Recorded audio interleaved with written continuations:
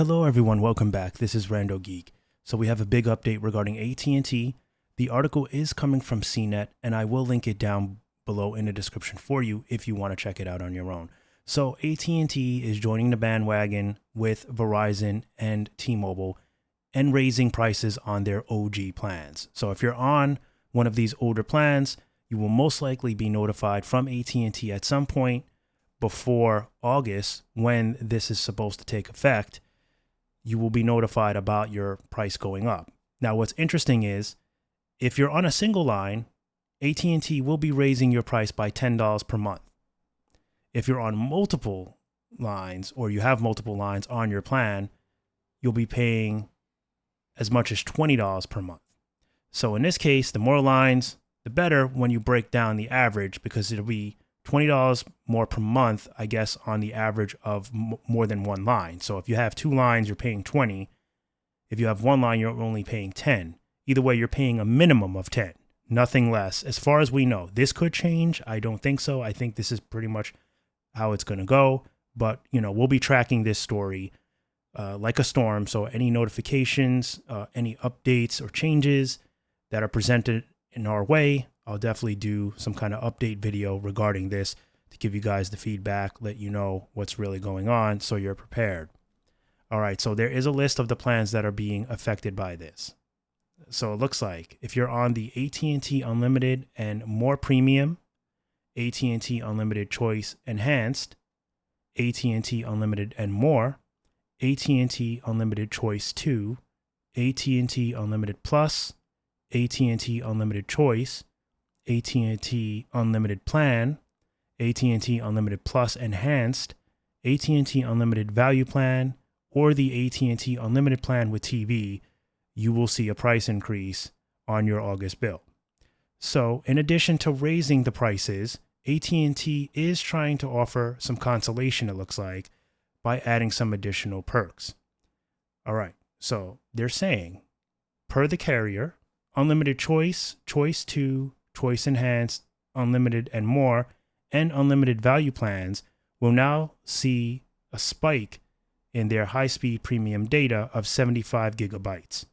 So that's right, you'll get 75 gigabytes of high-speed data along with 30 gigabytes of hotspot data on those plans just mentioned.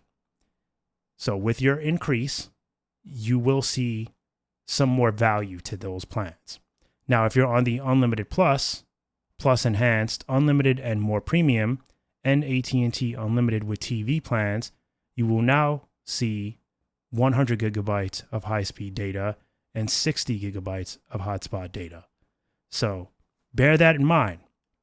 Before you get upset about the possibility of paying more money, you are getting more for this. So now you'd have to ask yourself, is it worth it? Do you care so much about these older plans that you're willing to pay a minimum of $10? Most people have more than one line. If they're on these older plans, that's part of why they're keeping them. They probably got some great deals with adding family members to the plan. So if you're on at least, I don't know, you got at least two lines, right? We said that you're going to be paying probably at least $20. I think no more than 20. So it's either 10 on a single or 20 for multiple as of now. I don't know if that price will change. Obviously, AT&T will start reaching out to customers. Do let us know if you're seeing different prices. If they're telling you something different, and you want to share that with the community, that would be good, because it's always good to know so we can help each other out and be prepared for whatever price hikes are coming. Remember, none of us want to pay more than we have to. But either way, let's assume $20 per month. If you're on a really good deal and you really like the plan already, and you're getting some of these new perks now on top of that, it may be worth to stick around, right? It may be better than choosing one of AT&T's newer plans and or taking all your lines and going to another carrier, which maybe is not the right pick for you. Maybe you really do like AT&T service. Maybe it's been good for you. Maybe you've been with them for a very long time and you want to stick it out. You'll be willing to pay a few more dollars, especially with getting some additional perks. It may be worth it, right? We also have to bear in mind that AT&T, just like T-Mobile and Verizon, are looking for ways to keep these older plans that they're still paying for, that they're not getting any new customers on. they could simply just cut these plans and force everybody to new plans. Now, of course, if they did something that hostile, many customers would just drop them and go to another carrier. So, they can't just do what they want, but they could force people off. They could. If they're willing to take the hit, if they really think about the fact that they could probably make more money getting new customers on new plans, those are more expensive plans. They're most likely giving less perks because the older plans are usually the best. That's how it's always been for all carriers across the board. The older plans, they were giving more for your money. And today, we're seeing less, paying more. That's just the way the world is working today in 2024. So we have to bear that in mind as well. And I've said that with T-Mobile. When they raised prices recently on those older plans, I'm not a fan of price hikes. But if a customer really enjoys those plans, they might be willing to pay a little bit more to keep them because they could have just gotten rid of them. They could have gotten rid of those old plans just like AT&T could have done with this. So we have to consider that as well. Of course, at the end of the day, they are trying to steer customers off of these old plans and onto the new ones. But many customers are too smart for that. They're most likely going to pay the addition, or they may just leave altogether. And of course, that would be not good for AT&T, and just like it's not been good for any of the carriers. But let us know what you guys think of this. Do you think it's worth paying a little bit more money for the additional, premium data, of course? But also, do you value those old plans enough to stick around? From what I've heard in the comment section from you guys on older discussions when Verizon raised their prices and T-Mobile as well, many of you are willing to stick around. You feel like it's worth paying a few more bucks. And again, with this one, it's tricky because, it's with T-Mobile, it was like $3 to $5 per line, right? So if you only had 2 lines, maybe you'd be paying the most of $10. But there was no additions to those plans.